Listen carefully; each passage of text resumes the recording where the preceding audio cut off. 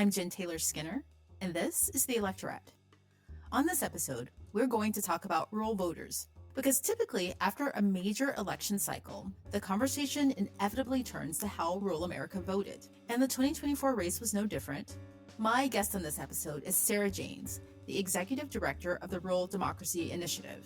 It's an organization focused on strengthening rural communities through civic engagement, organizing, issue advocacy, and building rural power. In this conversation, Sarah dispels some of the long-standing myths about what rural Americans really want, what they want for themselves, what they want for their communities, and for the country more broadly. Rural voters are often accused of voting against their own interests, or at the very least, voting in ways that weaken democracy for everyone. So this was a really great conversation to have, especially now since we're all trying to figure out how to move forward and how to save this democracy. So please enjoy this conversation with Sarah Jaynes of the Rural Democracy Initiative. Sarah Jane, welcome. Thank you. Happy to be here. Thank you for joining me again, I should say, because I think the last time we spoke was just before the inauguration, right? Yes. What a difference a month has made. I know. So much has changed so fast. One of the things that I wanted to talk to you about is that right after the inauguration, there were a couple of phrases that were trending, and I'm sure you heard about them. One was, "What is a tariff?" And the other one was, "What is Project 2025?" And I wanted to ask you about that because I know that one of your focuses at Rural Democracy is voter education and countering misinformation and disinformation. And to be fair, we are all vulnerable to disinformation, but I think the perception is that people who live in rural areas are probably more susceptible. And I don't know if that's a fair characterization or not. That is actually a fair characterization. In fact, our research has shown that a lot of the disinformation that comes into cities gets its start in rural areas where the audiences are smaller. They're highly relational, so they share a lot in social media. They don't have access to local newspapers or a lot of the media outlets that you might find in cities. And so disinformation kind of spreads like wildfire, and then it kind of makes its way into suburbs and cities from there. So we're very intent on thinking first about how to make sure people get high quality information about what's happening, and also ways that they can counter disinformation. Yeah, how do you do that? Do you do that through partner organizations or what's your method? Because I know that a lot of people in rural areas, they rely on the internet, they rely on social media, which isn't really great because it kind of creates an insulated bubble of communication, right? An insulated bubble of content. So how do you do that? How do you break through those bubbles? Well, one thing is make sure that we're using every single communications vehicle available to us. So sometimes there is a local paper, Rural Democracy Initiative. Actually, we're a grant making organization. So we're essentially a funding collaborative, and we have 230 grantees across the country, and they're the ones who are doing the work on the ground. And we make grants to nonprofits that are preserving local newspapers and radio stations. A lot of people in rural places get their information through radio. We encourage people to use yard signs and billboards. Everybody knows where everybody else lives. And so putting up a sign in your yard has a very different impact in a small town than it does in a big city, where people are kind of taking their cues about what to think from each other. And also, it kind of just gives a sense of like there's safety in numbers, right? There are other people out here who are thinking the way that I do. And then making sure that folks write into their local papers, get letters to the editor or op-eds published that are making sure people have access to accurate information. And then increasingly, we are training and encouraging our grantees to be better at communicating in social media and digitally. When you think about it, a lot of times in a small community, our grantees can turn out 1,000 people to an action, right?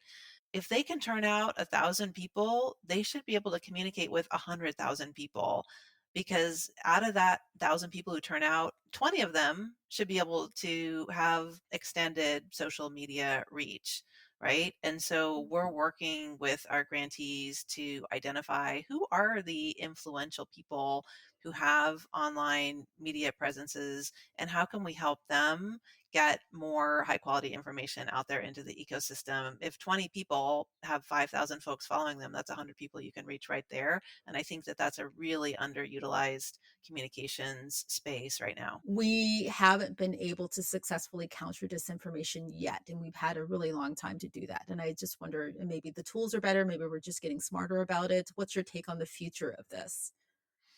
I mean, I think disinformation, especially in the age of AI, is the number one threat. It's why we are in the mess that we're in terms of our democracy, honestly, is that people aren't getting the information that they need, and they're getting a lot of bad information. A lot of the information that people get now is through entertainment channels, right? They have a show that they're listening to about cars or sports or something that has nothing to do with politics, but then folks are infusing this toxic disinformation into those spaces just in conversation. And so I think the only response is for us to also be on those shows and to Yeah, have our own platforms. We really have to stop on the left investing in advertising, right? right. On television, but even digital advertising online. And we have to start investing in having talented people who have a following talking directly to folks through shows and kind of outside of the news space. Yeah, yeah. Speaking of democracy, I've been thinking a lot about the voting patterns in rural communities and small towns, and especially given what's happened since the inauguration and people kind of coming online and kind of expressing their own disappointment and basically what they voted for. And when I think about it, the voting patterns in those communities have kind of been the same over several decades. I mean, frankly, those voting patterns have led to a weakening of our democracy, a weakening of our economy. And I wonder, how do we get to a place where we encourage people to think of their vote in terms of people outside of their communities, right? People who may be in the LGBTQ community, for example, or people who are, I don't know, in a more marginalized community. How do we encourage people on a long term basis to vote outside of their own personal interests, specifically in those communities? I mean, I think people are going to vote in their own personal interest. But the thing is that people's interest is varied. Yeah. So in rural communities, I think a lot of people think that folks are very conservative, but they're not actually conservative. They lean strongly Republican, but they don't have right wing viewpoints on a lot of issues. They are vehemently pro choice. Rural people, in both the polls that we did last year, 77% of small town and rural voters believe that women should have the right to make decisions about their own healthcare and their bodies. So they will stand up for an accurate education in their schools and against book bans anytime that our grantees run candidates for school board. They win like 70% of the time Yeah. with folks who are for progress and against anti LGBTQ and against school policies that discriminate against LGBTQ people or people of color. So I think we just need to make sure that people understand the consequences of their votes and also understand that there are many different issues contained in the Yeah. vote, right? So, for example, we're seeing right now that a lot of farmers are extremely distressed about the policies coming from this administration. Mhm. So the cuts to USAID, I think a lot of people don't know that there were billions of dollars in contracts with farmers that now are negated due to those cuts. Public lands workers, right? People who are taking care of our parks and our recreational areas and also our forests, preventing wildfires, etc. These are folks who are hardworking people who are at the center of rural communities who are now out of work due to the cuts. People in rural areas rely on Medicaid for healthcare, and rural hospitals are closing at astonishing rates. And these rural hospitals rely on Medicaid payments. So the current budget that contemplates cuts to Medicaid would be disastrous to rural places. And so I think people are starting to realize the immediate economic and personal consequences for them in this administration and are standing up. and talking about it. And that's something that we haven't seen as much, where people could kind of vote according to their kind of the personality or culture that they valued, as Mhm. opposed to the immediate issues, and they wouldn't necessarily feel personal economic household impacts. But that has changed now, and I think it's a really important opportunity when we talk about disinformation. It's an important opportunity where people, they see the information in front of their very eyes, right? If they're not getting their $80,000 payment that was promised to them for their farm improvements, right? There is no disinformation that can take that away from them. Yeah. Yeah. No, you're absolutely right. And I think a lot of people aren't aware that I think over 80% of those USAID programs were cut by this administration, right? And billions, like you said, billions of dollars in contracts have been lost or not funded. And I think the cynical side in me again just says that we've been going or trending in this direction for a really long time. And I guess I'm just a bit skeptical of the fact that one can only vote in this direction, a direction that's good for democracy overall, good for the economy overall, if you feel that personally in your purse. I mean, for me, I'm not a member of the LGBTQ community, right?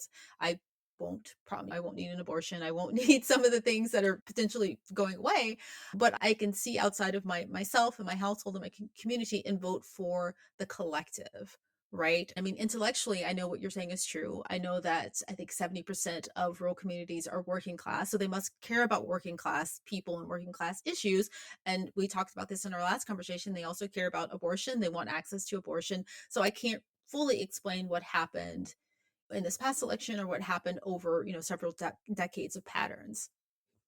Well, I mean, first of all, it hasn't been that many decades that rural places have been voting Republican.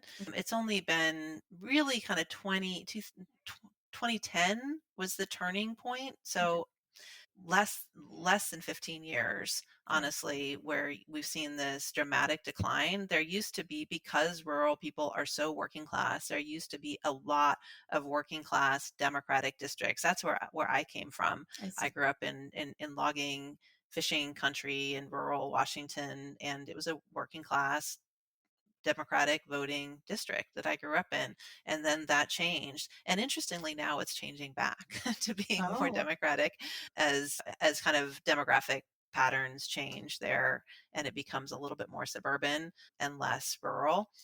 So I would not, I think the difference between you and me, one difference is that you mentioned that you're cynical, and I am calculatedly hopeful always. I'm always looking for what is the avenue where we can still make progress in the face of long odds, and finding that, and then pulling on that lever. And so one of the things that the lever that we can pull on is making sure that people are running for local office. Often these offices are not particularly partisan. They, school boards, for example, you don't run as a Republican or a Democrat. A lot of municipal races are nonpartisan as well. And having people show up in a way that is progressive and that's good for people in the community, and then build your base from there, is an extremely hopeful option. And I can't tell you, we win all the time working on those local races. And then those local folks who maybe ran for city council and then county commission, and then they run for legislature and they win, and they can make a huge difference in the statewide balance of power, and eventually run for Congress. And once people get used to them, they know who they are, they know their Mhm. families, they understand their values. It's really about the kind of culture of voting Republican, as opposed to the actual issues that you stand for. In a rural part of Washington State, one of our representatives, Kim Schreier, she when she first ran, she did not get a strong vote in the rural part of that district, but she was able to win with the cities and suburbs part of her district. After being in Congress for 4 years, the farmers realized that she was standing up for them every single time, and then she was able to build her base within that part of the community. And so I think it's just making sure that people get in there, they show up for their communities, they let people know that they have their backs. What I think what everybody wants in this country right now is some fight. They Yeah. want a strong leader who's going to fight for people like them. And frankly, folks felt like Trump was strong and that he was going to fight for people like them. And they didn't see the same level of fight from a lot of Democrats. And now it's time for Democrats to stand up and to show that level of strength and spine and having folks back when the chips are down. And I think this is a really important turning point for our country. I'm glad you brought that up, the fighting part, because someone made a really good point on social media last week, I think, and I wish I could remember who said it. I would credit them, but we talk about fighting, right? And I think that I hope people are getting a more nuanced view of what fighting looks like, because frankly, you could say that we're fighting with Canada. And that's not good. We're taking this strong arm approach with Canada. We're taking this strong arm approach with Ukraine. Like sometimes our view of what fighting looks like is too simplistic, right? And it doesn't really work, right? I mean, sometimes you can have a fighter who just has empathy for people. They aren't shouting, they aren't starting fights all over the world, but they have empathy for people in those communities. And I know that you and I may know this, but the person who's in the White House right now has never really demonstrated that they have empathy for people, especially people in working class communities, right? And it's just interesting to me that they are also viewed as a fighter. Like they're perhaps they're fighting, but fighting for whom? Yeah, I just think it's important. Strength to me is a missing element in the politics of the left, and Yeah, it's important that we start demonstrating that right now. When you go to a small town or a rural community, you'll notice that people have an extraordinarily strong sense of place. They love where they're from. They love their country. People are very patriotic because of their identity with the people and places where they live. yeah, The most valued messenger in a rural community is veterans. Veterans and then farmers and small business people are the people that you want speaking out. And veterans support the people who are fighting for their place in Ukraine, right? yeah, And so it's really speaking through that lens of strength. Like right, the people of Ukraine are strong. They have been fighting for the place and people that they call home, and people who live in rural America identify with that. So I think a lot of the things that people assume are popular in rural places are right. not when you look at it through that lens of core values. Yeah, yeah, and I think that's a really important conversation to have because again, I think it goes back to our social bubbles, right? And our communicative bubbles or familial bubbles that I think a lot of people I think like myself who live in larger cities and blue cities, we do have trouble seeing rural communities in kind of a more nuanced way. And speaking of working class, like I mentioned before, I think rural communities are 70% working class. And I think we have a tendency to conflate farmers with rural communities, and that's not the case. I mean, there are lots of people who work in banks in rural communities and universities and schools and restaurants. It's an entire community. So I'm curious as to how the cuts specifically that are hitting farmers, like the USAID cuts, how are they impacting other people in those communities, the larger community? You're right. A lot of the images that people have about rural America are false. I think less than 6% of people in rural places get more than 25% of their income from agriculture, right? So it's just they're not, it's not the strongest economic driver, Hmm. but it is a lot of the land and the history and culture of places. And so those farmers do have a loud voice. But yeah, most people are working, they're driving trucks, they're doing healthcare, they're working in the schools and in the warehouses, etc. So they're just like regular working class people across all walks of life. The farmers are, like I said, especially hard hit right now, and they do have an important kind of moral voice for rural America, and people are very sympathetic to the crisis that they are in because of these cuts. And it's not just the USAID cuts, it's also tariffs have a huge Yeah, impact on farmers selling their crops. It has an impact on farm equipment, which is a really important part of rural economies. The layoffs of USDA workers, people really rely on their USDA extension agents, for example. The schools and universities are often these rural schools are often a really important driver of the local economy. Mhm. And so cuts to research and university workers is really important for folks. Yeah. You mentioned running local candidates. Presumably you're running local legislation and working on ballot measures. Is there any way to get around some of the pain that's coming, the economic pain through legislation, through ballot measures, like the cuts that happened to USAID? I mean, we've been very successful running things like minimum wage ballot measures and ballot measures for paid sick leave. So there are certainly some things you can do at the ballot, but a lot of it really does need to come through their legislatures or Congress. And Mhm. I will say that folks, our grantees have been standing up and making their voices heard very loud. They're going to town halls, they're going to district offices, they're going to their small business leaders and speaking out and having conversations with their members of Congress, and they're getting some of the funding reinstated. Oh, good. It's kind of happening on a case by case basis, but I think what we're trying to do is knit that together into a larger narrative, uh, that where all of Congress can begin to stand up and fight back when they see the impacts, not just on their district, but of all the rural districts across the country. Right. I do miss the day when all of Congress could agree on something like this, that we needed to keep our agricultural communities and our small communities strong because, I mean, frankly, we're all going to feel it, right? Sooner or later. Yeah, I mean, you talk about the number one thing that people want, working people want, they want higher wages, lower costs, Mhm. and a high quality of life, right? That's what they're looking for. It's what all of us are looking for, right? Right. It's what people everywhere are looking for in this administration and in our leaders. And so the policies right now are not lowering costs. They are definitely not increasing wages. They are gutting many local economies, so people are actively losing jobs. And so people need to stand up and demand a delivery of what it is they voted for. And if it doesn't get delivered, they need to make a change. Yeah, yeah.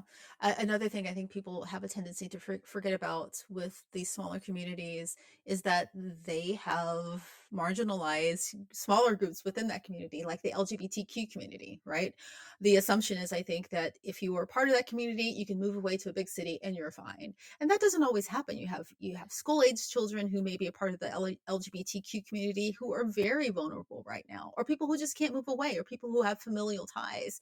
So, do you have a pulse on what's happening with the LGBTQ community in these rural areas right now? If you have a job that's located in a rural place, or if you're taking care of a member of your family that can't move. So it's heartbreaking. And what you can do is, again, a lot of those impacts come through local decision makers, Mhm. and local decision makers are very influenceable, and people have strong ties within their community. So most people know somebody who is LGBTQ, right? Mhm. They're in their most people have a member of their family who is gay or lesbian or trans at this point.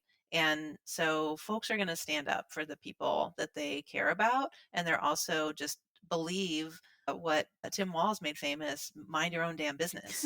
So, right? Like when you are in a tiny town and everybody is in relationship with each other, it's important that you support your neighbors and also that you let them live their lives. It's why people move out to the country, is to be able to live their lives the way that they want to live it. And they don't really have a big interest in meddling with people's personal choices. That's really been forced down on us from kind of the national narrative, but it's not something that people support locally. And so I recommend people get involved with, especially in the schools, because it's young people who are particularly vulnerable. So get involved with your school board and your school gay straight alliance.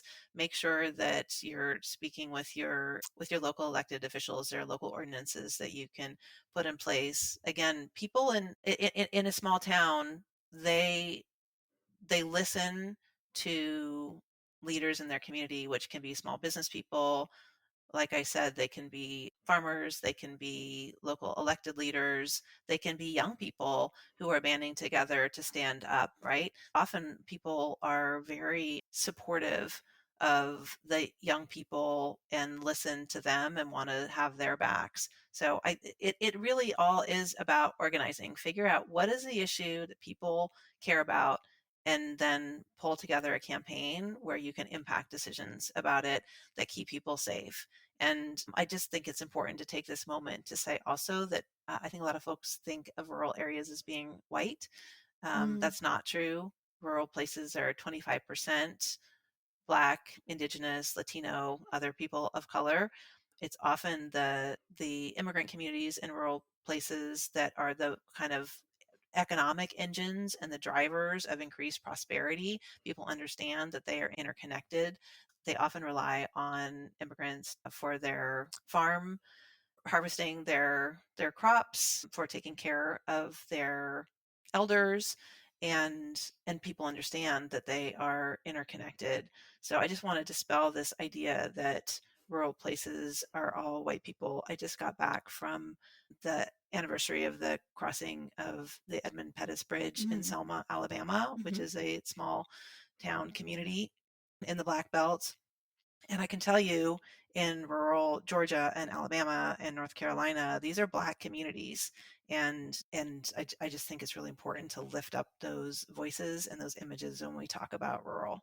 Yeah, I'm so glad you talked about that because, again, it's one of those misperceptions of people who don't live in those areas, frankly. We also have this perception that the voices against these groups, against these marginalized groups, are bigger than they actually are, right? It's important to remember that there is a smaller sector of the country who's actually pushing these anti-LGBTQ sentiments, right? They are not in the majority. And it's hard to feel that right now, given the landscape that we're up against. But they have really loud voices, but generally, in the context of the entire country, they're very small. And it's not the most important thing on people's minds, also. What's on people's minds right now is, am I going to be okay economically? Am I going to be able to have care for my grandma? Am I going to be able to send my kid to a school that can give him a high quality education, right? It's like these very bread and butter issues that people are concerned about. Yeah. So what is your outlook for the upcoming year in 2026? What are your plans at Rural Democracy? How are you moving forward given what we know now we're up against? Yeah. Well, our belief has always been that you can't win in this country without rural people and places, that they are an essential part of the conversation and decision making. And so that is true more so now than ever. I mean, obviously, we are at a point in our country's history that is going to determine the future of our country and of the world right now. And it is imperative that every single person stand up and make their patriotic voices heard. And and the most effective way to do that is bridging across differences, bridging across geographic differences, racial differences, economic differences. And our network wants to be a part of that conversation. Like I said, we have 230 groups in our network that are across 40 states in the country, and they care about diverse issues and they represent diverse people, and they need to have a place where they can engage in the coalition to stand up and fight for the America that we believe in.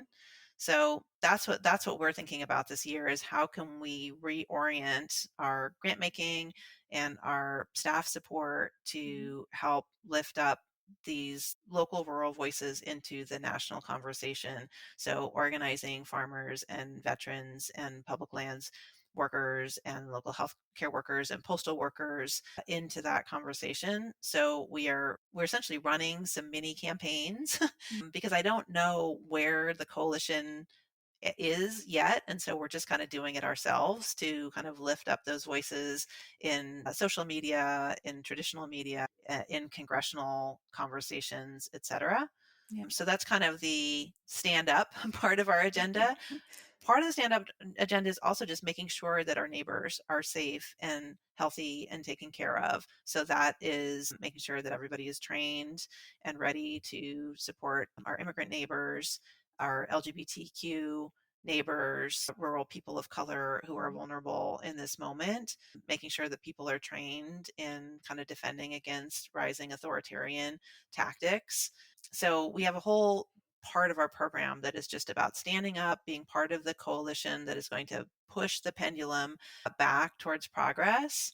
Mhm. And I think just having these unexpected voices is even more powerful in this moment. The second thing is that we are going to advance a positive rural agenda, right? Like people need something to hope for. It can't just be like, get us out of this nightmare that we are in. There has to be something that is actually going to lower costs Mhm. and raise wages for rural people, right? And make sure they have a high quality of life. We're meeting in a month in the end of April with about 50 rural policy experts from around the country to put together a proactive, positive agenda that we hope can shape the conversation for the next 2 years.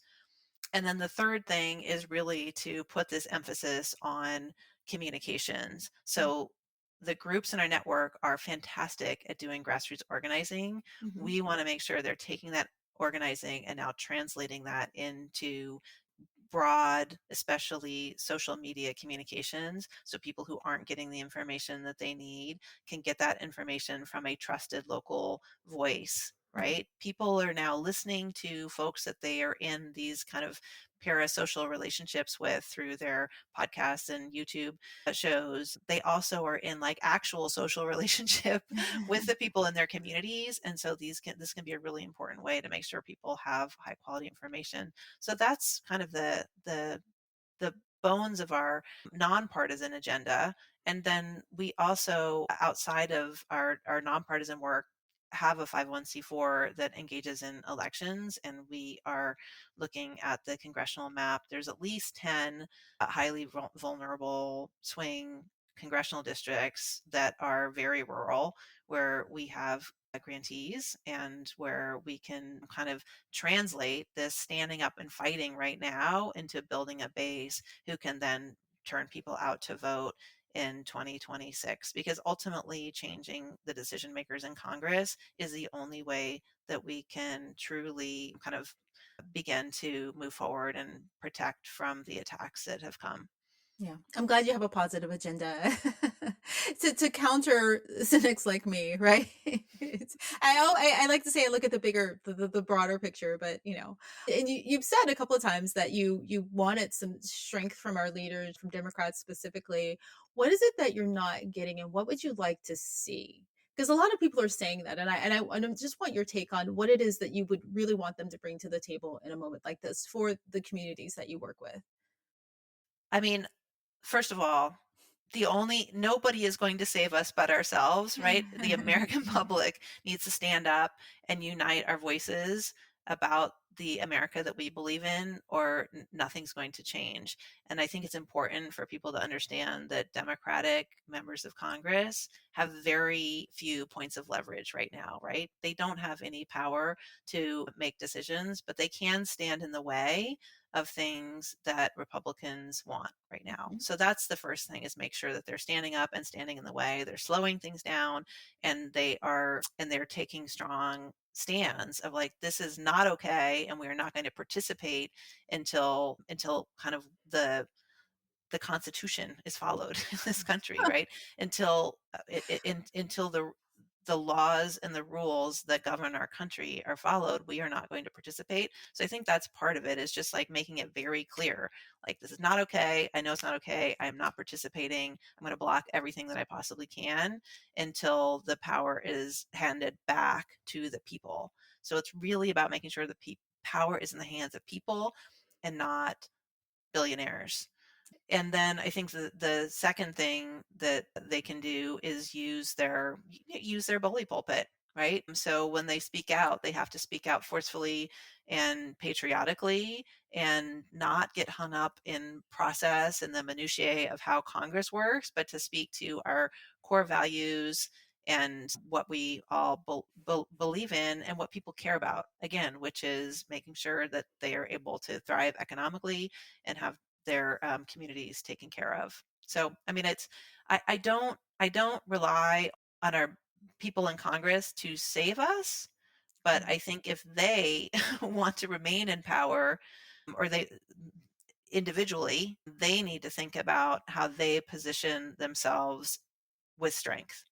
Right. I mean, they're not going to save us, but we work collectively, right? If we communicate to them what we need as constituents, they should follow that lead. So they are our voices. They're our representatives, right? So Yeah. they aren't going And to save us, but we can save ourselves through them. And one of the ways that we work collectively is by speaking out forcefully as the American people.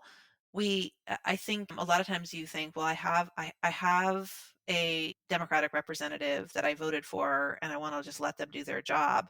The only way they can do their job is if they're feeling pressure from their constituents. And so I tell that to the members of Congress that I talk to also. Hey, we're doing our job by putting pressure on you, making Mhm. you feel uncomfortable, giving you more wiggle room, honestly, where they can say, hey, I didn't want to do this, but my constituents are demanding it, right? Like, Right. this is my mandate. I must do this. This is our job. Right. I think one of the challenges in this moment is that a lot of these decisions are happening despite Congress, in spite of Congress, around Congress. And I'm not really sure we've ever been we haven't been in a landscape like this before. No, we've never been in a landscape like this before. And the Republicans who are in control of Congress, they do have levers that they are not using to restore America back to the people. And so that's why I think it's just important that the Democrats who do not agree with that position, they need to stand up, block, and halt activity as much as they can. Again, it's not about ideology here. Right, It right. is about democracy. It's about the country serving its people, and it's about not letting unelected billionaires have control over our most vulnerable data and systems. Right. It's about the Constitution, like you said earlier, is the fundamentals of what the country was built on. And I'm curious about, you mentioned Republicans. What is our role as we raise our voices in relation to Republicans? Because you're right, they have levers of power that they're not using. And if we know that the Constitution is being violated, if we know that there's a huge decline in democracy, I don't even know if you can say we have a democracy anymore, right? They certainly know, right? And they are not doing anything about it, although they have the reins of power right now. Yeah, well, I mean, I just want to be clear that my organization is not partisan in the Yeah. sense of we don't prefer Republicans or Democrats. Hmm. What's happening right now is that there are Republicans in control Right. who are particularly complicit in the undermining of our democracy. And for the most part, Democrats are trying to oppose it, sometimes some more strongly than others. The superpower that the Rural Democracy Initiative has is organized constituents in many districts with Republican leaders, and they can make their voices heard. And these are people who are pillars of the community, right? These are folks who are local elected leaders, who are local Mhm. business leaders, who are generational farm families, and many of them voted for these Republican members of Congress. And so they can go and have a conversation with them. And like I said, they can get their voices heard because it's not about an ideological divide. Again, it's Right. about making sure that the government is serving the local people. So they are standing up in an Yeah. organized way and speaking their minds, and we just need it to get louder and louder and make sure that they have the resources to have these voices amplified. But it is why I think that I know sometimes people are like, why are you organizing for rural people? It's because, again, you can't have power without rural people, and the decision making in this country right now is happening in a lot of small town and rural districts and states. And this is where the organized people are able to have more authority.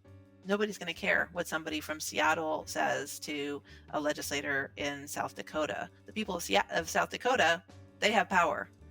Right. Right. That makes so much sense. Well, Sarah Jaynes, thank you so much for joining me again. It's always a pleasure to talk to you and to learn more about the communities that you work with and learn more about rural democracy. You're doing really great work, and hopefully we can help you where and when we can. I really appreciate you having me on. It's great to have a chance to talk with you today.